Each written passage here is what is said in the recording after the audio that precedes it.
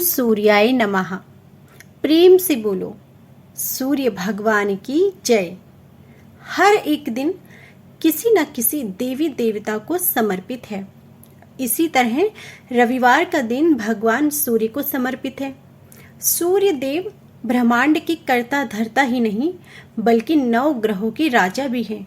इसलिए रोजाना सूर्य देव की पूजा करने से जीवन में खुशियां ही खुशियां आती हैं।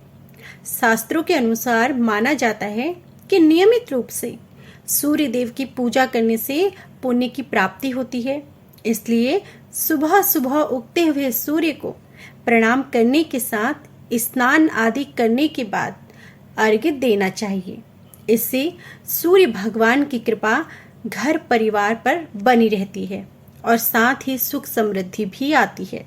तो आज रविवार के दिन रसपान कीजिए भगवान सूर्य देव की पावन कथा का। किसी गांव में एक माँ और उसकी बेटी दोनों सूरज भगवान जी का व्रत किया करती थी। एक बार सूर्य जी के व्रत वाले दिन माँ ने बेटी से कहा कि मैं पानी लेने जा रही हूँ, तू 2 रोट बनाकर रख लेना, एक छोटा और एक बड़ा रोट बनाना जो हम पूरा खा सकें, क्योंकि रोट को जूठा नहीं छोड़ते। रोट के आटे में नमक मत डालना, यह अलूना होता है। माँ पानी भरने चली गई और बेटी रोट बनाने लगी। तभी सूरज भगवान एक साधु बाबा का वेश बनाकर वहां आए और भिक्षा मांगने लगे।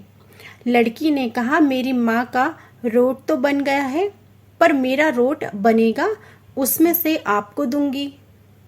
बाबा ने कहा, जो रोट बन चुका है उसी में से दे दो, नहीं तो मैं जा रहा हूँ।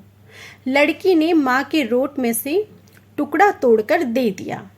जब माँ वापस आई तो बहुत नाराज हुई और बोली, हे लड़की, मेरी रोटी का टुकड़ा दे दिया, मेरी रोटी मुझे साबुत दे। वह लड़की को मारने लगी। लड़की डरकर जंगल में भाग गई और एक पेड़ पर चढ़कर बैठ गई। सूरज भगवान ने सोचा, बेचारी लड़की को मेरे कारण घर से निकालना पड़ा, इसलिए इसकी सुरक्षा मुझे ही करनी पड़ेगी। सूरज भगवान रोज उसके लिए चूरमे का एक लड्डू और 1 लोटा पानी भेज देते थे। लड़की बड़े ही मजे से खा पी लेती और बैठी रहती। एक दिन एक राजा शिकार करते हुए उधर से निकला। थकान मिटाने के लिए उसी पेड़ के नीचे वह आराम करने लगा। राजा ने अपने सेवक से कहा, प्यास से तो जान निकली जा रही है, चुल्लू भर पानी मिल जाता तो प्राण बच जाते। पेड़ पर बैठी लड़की ने यह सुना तो उसने चुल्लू भर पानी डाल दिया। राजा ने पानी पी लिया। राजा ने कहा, अरे सेवक, आधी जान तो बच गई, एक चुल्लू पानी और मिल जाए तो आधी जान और बच जाएगी। लड़की ने फिर एक चुल्लू पानी डाल दिया। राजा ने पी लिया और राजा को बड़ा आश्चर्य हुआ। उसने सेवक से कहा, ऊपर अवश्य कोई है, तो ऊपर चढ़ और देख कौन है। सेवक ऊपर चढ़ा तो उसे लड़की मिली। लड़की ने सेवक से कहा, भैया, तुम ये स्वादिष्ट लड्डू खा लो और पानी पी लो, पर राजा को मेरे बारे में मत बताना। कह देना कि ऊपर कोई नहीं है, पता नहीं राजा मेरे साथ कैसा व्यवहार करेगा। सेवक भूख प्यास से परेशान था। उसने लड्डू खाया, पानी पिया और नीचे जाकर राजा से कह दिया कि ऊपर तो कोई नहीं है। राजा ने सेवक से कहा, तू ऊपर गया तब तो थका हुआ था और आया तो तरोताजा दिख रहा है। नहाया और खाया हुआ मनुष्य छिपता नहीं है। मुझे संशय हो रहा है, मैं खुद ऊपर जाकर देखता हूँ। राजा पेड़ पर चढ़ा, वहां सुंदर सी ब्राह्मण कन्या को पाया। राजा ने कहा, डरो नहीं, तुम बहुत सुंदर हो, मेरे साथ चलो, मैं तुमसे विवाह करना चाहता हूँ। लड़की राजा के साथ चली गई। राजा ने उसके साथ विवाह कर लिया। साल भर में ही उसने एक सुंदर बालक को जन्म दिया। उसकी अन्य रानियां, उसकी देवरानी, जेठानी आदि उसकी और उसके पुत्र की सुंदरता से जलने लगी थी। सूरज जी का व्रत आया। लड़की रानी ने व्रत के लिए रोट बनाया। दूसरी रानियों ने राजा से कहा, तुम्हारी नई रानी को रोट बनाना नहीं आता, उसका बनाया हुआ रोट खाओगे तो आपका पेट दुखेगा, रानी खाएगी तो कुंवर का पेट दुखेगा। नई रानी ने यह बात सुन ली और उसने रोट को थाली के नीचे छुपा दिया और सूर्य भगवान से सहायता के लिए प्रार्थना करने लगी। राजा ने जब पूछा कि थाली के नीचे क्या है, तो उसने कहा कि मेरे गरीब पीहर से आया हुआ उपहार है। राजा ने थाली उठाई तो देखा कि उसके नीचे सोने का चक्र था। राजा ने कहा, वाह, गरीब पीहर वालों का ऐसा उपहार।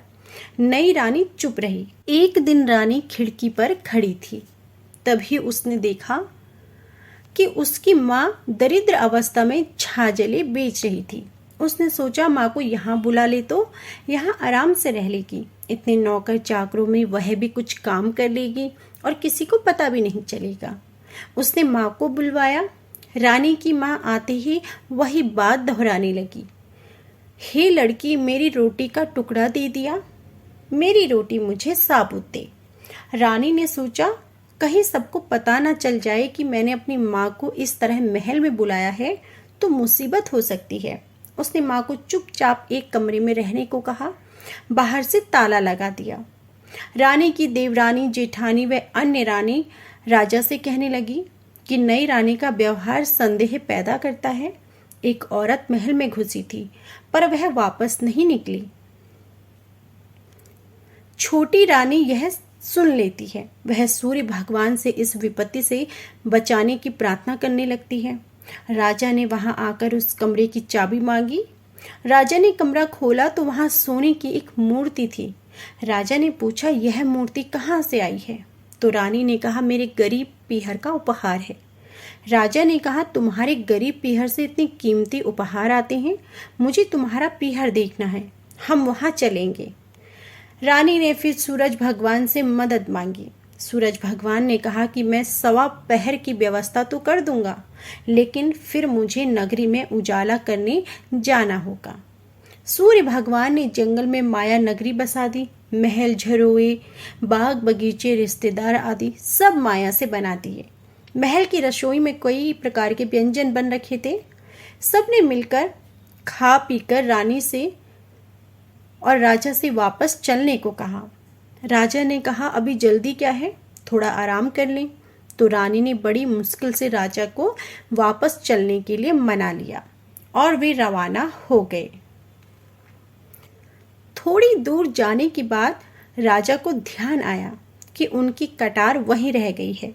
राजा ने सेवक को कटार लाने भेज दिया। सेवक वहां गया तो देखा कि वहां जंगल के सिवा कुछ भी नहीं था। कटार झाड़ी में पड़ी मिली। कटार लेकर सेवक आया और उसने यह सब राजा को बताया। राजा को पहले ही शक था। उसने तलवार निकाल ली और गुस्से में आकर रानी से सच बताने को कहा। रानी ने सब कुछ सच सच कह डाला और सूरज भगवान की कृपा और मदद के बारे में भी बताया। यह सब सुनकर राजा तो बहुत खुश हुआ और रानी को सूरज रोट का व्रत अच्छे से करने को कहा। रानी का मान और भी ज्यादा बढ़ गया। हे भगवान, हे सूरज भगवान, जैसा सुख उस लड़की को मिला वैसा ही सुख यह कहानी कहने वाले और सुनने वाले को भी प्राप्त हो। तो यह तो थी संपूर्ण सूर्य भगवान की कथा। अब जानिए कि सूर्य देव की पूजा किस प्रकार करें। सुबह के समय सभी कामों से निवृत्त होकर स्नान कर लें। इसके बाद उगते हुए सूर्य के दर्शन करते हुए जल अर्पित करना चाहिए। इसके लिए एक तांबे के लोटे में जल लें और उसमें सिंदूर, अक्षत, लाल फूल डाल लें। अब सूर्य देव को अर्घ्य देने के लिए पूर्व दिशा की ओर मुख करके दोनों हाथों को ऊपर करके धीरे धीरे जल अर्पित करें। इस जल को आप गमले या किसी बर्तन में कर सकते हैं जिससे यह आपके पैरों के नीचे ना आए। अर्घ्य देते समय इस बात का ध्यान रखें कि अंगूठा और तर्जनी आपस में ना मिले और कोई भी उंगली पानी को स्पर्श ना कर पाए। देव को कितनी बार चढ़ाए जल शास्त्रों के अनुसार सूर्य देव को 3 बार जल चढ़ाने की परंपरा है। पहले 1 बार अर्घ्य दें, इसके बाद परिक्रमा करें और फिर अर्घ्य दें और फिर परिक्रमा करें। साधारण शब्दों में कहें तो 3 बार अर्घ्य देने के साथ 3 बार परिक्रमा करनी चाहिए। तो यह थी आज की हमारी संपूर्ण कथा और पूजन विधि। उम्मीद है कि आपको हमारी यह कथा जरूर पसंद आई होगी। यदि आप भी रविवार का व्रत करते हैं तो आज के दिन आपको सूर्य भगवान की कथा जरूर सुननी चाहिए, जिसे सुनने मात्र से ही घर परिवार में सुख समृद्धि बनी रहती है तथा शांति का अभाव रहता है। कथा पसंद आई हो तो प्लीज़ वीडियो को लाइक जरूर कीजिएगा।